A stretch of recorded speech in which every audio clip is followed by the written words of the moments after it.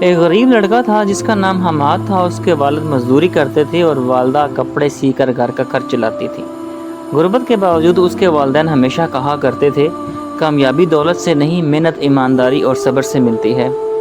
حماد کے گھر میں بجلی نہیں تھی، وہ گلی کے بلب کے نیچے بیٹھ کر پڑھائی کرتا تھا۔ کئی بار دل ہارنے کو چاہتا، مگر وہ اپنے والدین کی نصیحت یاد کرتا اور ہمت نہیں ہارتا۔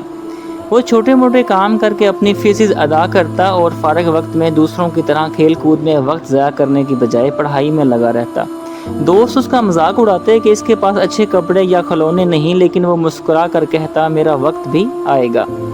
سالوں بعد حماد ایک کامیاب تاجر بن گیا۔ جب لوگوں نے اس سے کامیابی کا راز پوچھا تو اس نے کہا، میں نے ہمت نہیں ہاری، ایمانداری سے محنت کی اور ہمیشہ یاد رکھا کہ مشکل وقت ہمیشہ کے لیے نہیں ہوتا۔ کامیابی صبر اور مستقل مزاجی والوں کو ملتی ہے۔ کامیابی دولت یا پس منظر پر نہیں، بلکہ محنت، ایمانداری اور صبر پر ہے۔